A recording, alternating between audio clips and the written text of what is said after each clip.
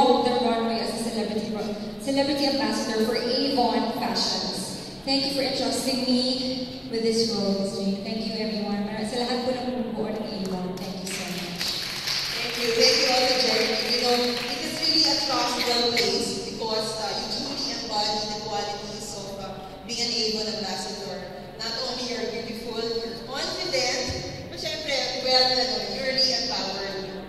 And you know so tell me now, how do you feel being our ambassador?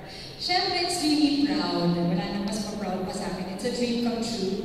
And syempre, napakalaking bagay na mapili bilang endorser ng #1 intimate apparel brand na Avon Fashions.